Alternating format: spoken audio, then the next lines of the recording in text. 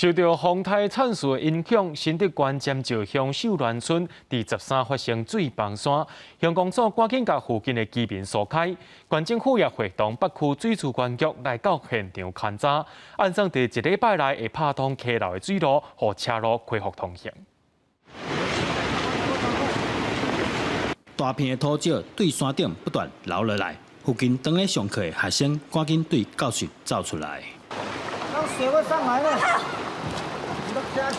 新德县尖石乡13发生走山，那造成大量的土石冲入去溪水内底，得60线道路也因此断绝。疏散所有周边的一些受灾户跟我们的住民，包括我们秀峦国小将近100位的师生呢，先做一个疏散所幸这次的灾害是没有人员伤亡。县长杨文科带相关单位来到现场会勘，目前已经派大型机具开挖，把溪水引流出来，避免继续流去道路。按算1礼拜内完成，恢复道路正常。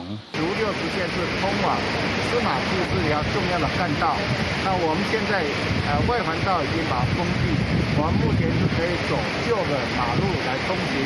所以，要进红山区的人要特别注意。秀峦国小的学生15开始，暂时先到附近的分校上课。另外，附近的受灾户已经找到所在安置。目前除了溪水引流，土石的部分差不多要1个月时间才有法度清理清气。记者杜君豪，新竹报道。